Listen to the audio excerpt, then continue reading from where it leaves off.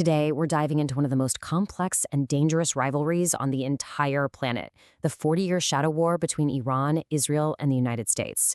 And honestly, to make any sense of the headlines you see today, we've got to go back and understand how this whole thing even started. See, this isn't some new conflict that just flared up. As our source material puts it so well, it's the war that dares not speak its name. It's a strategic, ideological battle that kicked off more than 4 decades ago. But here's the thing, it was never officially declared. It has absolutely shaped the modern Middle East, and if it ever breaks out into the open, the consequences could be catastrophic on a global scale. The real drama, the heart of this story, is this unbelievable reversal. I mean, think about it. In 1977, Iran's two greatest allies were the United States and Israel. Today, they're mortal enemies. How on earth does that happen? Well, that's the question we're going to unpack. Our story really hinges on one single pivotal year, 1979. This was the year of the Iranian Revolution. And it wasn't just a political change, it was a geopolitical earthquake that didn't just topple a king, it completely flipped the entire chessboard of Middle Eastern alliances on its head. I mean, the transformation was like night and day. Before 79, you have Iran as a pro-Western monarchy, a really key U.S. ally in the region. Then, Ayatollah Khomeini comes to power and boom, it becomes an Islamic theocracy that defines itself by its opposition to the West. It starts branding the U.S. as the Great Satan and Israel as the Little Satan. This wasn't just a change in leadership, it was a fundamental ideological challenge to the entire American-led order in the Middle East. And listen to this quote from an Israeli military attaché who was actually in Iran at the time. It just shows you how completely unimaginable the current situation was back then. We're talking about billion-dollar contracts for missiles and aircraft. The partnership was so tight that, as he says, young people today can't even believe it ever happened. So what lit the fuse for this revolution?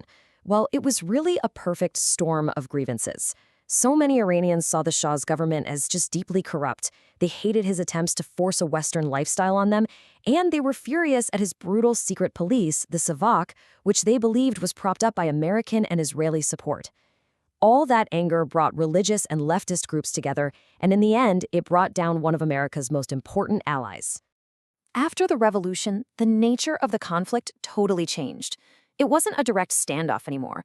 It moved into a new kind of deniable combat, proxy warfare. And the very first major battlefield for this new strategy was Lebanon.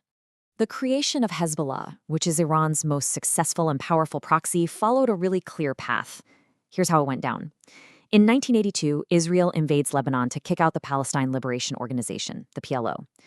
This invasion leaves a huge power vacuum among the local Shiite population.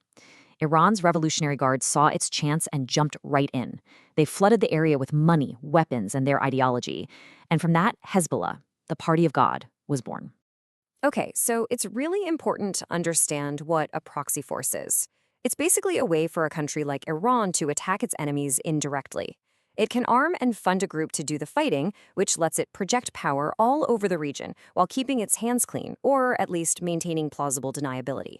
And the strategic thinking here was crystal clear. For Iran, Hezbollah was a tool for what they call strategic depth. It was a credible threat, a way for them to say, hey, if you ever attack us directly, whether it's the US or Israel, we can hate you back hard through our proxies and maybe avoid an all-out war. The impact of this new proxy strategy was immediate and absolutely devastating. This number, 241, represents the American lives lost in the 1983 Beirut barracks bombing. This attack, which was linked to the newly formed Hezbollah, showed the world just how deadly this new kind of warfare could be. And as the stakes got higher, the weapons involved got a whole lot more dangerous. Which brings us to, without a doubt, the most dangerous chapter in this entire shadow war: Iran's nuclear ambitions. This is the point where the conflict goes from being a regional power struggle to a potential global crisis. You know, right after 9/11, there was actually this brief moment, a small window, for a potential US-Iran cooperation against a common enemy, the Taliban. But that window slammed shut in 2002 with President Bush's Axis of Evil speech. For Iran's leaders, that speech confirmed their worst fears, that the US was dead set on regime change. And so, they decided to accelerate their nuclear program as the ultimate insurance policy. All those years of tension eventually led to a massive diplomatic effort, the 2015 Iran nuclear deal, or the JCPOA.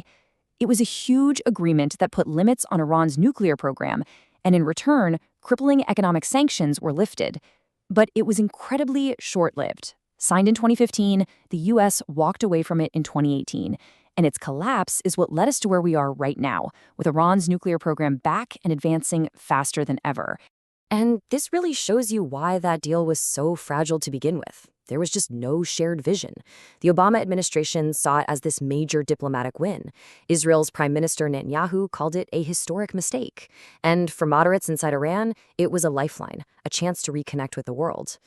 With views that are so fundamentally opposed, you can see why its long-term survival was always, a long shot. So that brings us right up to the present day. Since the nuclear deal fell apart, we've basically entered this incredibly dangerous stalemate, with all sides creeping back to the brink of a much wider conflict. The situation right now is just incredibly volatile. You have the U.S. strategy of maximum pressure sanctions, which have devastated Iran's economy, but have also pushed them to speed up their nuclear program. At the same time, proxy wars are still raging, direct strikes between Iran and Israel are becoming more common, and, well, diplomacy is pretty much dead in the water. And this leads us to a really powerful final thought from our source material. For 4 decades now, this state of undeclared war has just become the new normal. It perfectly captures the cyclical, seemingly unbreakable logic of this conflict, where confrontation and deep-seated mistrust have always won out over any real chance for dialogue or peace. So we've walked the path from close allies to bitter enemies, through brutal proxy wars and a high-stakes nuclear standoff. And it all leaves us with one crucial, lingering question. After 40 years of escalating conflict, is there still a diplomatic off-ramp? Or is this shadow war finally destined to step out of the shadows and into the light?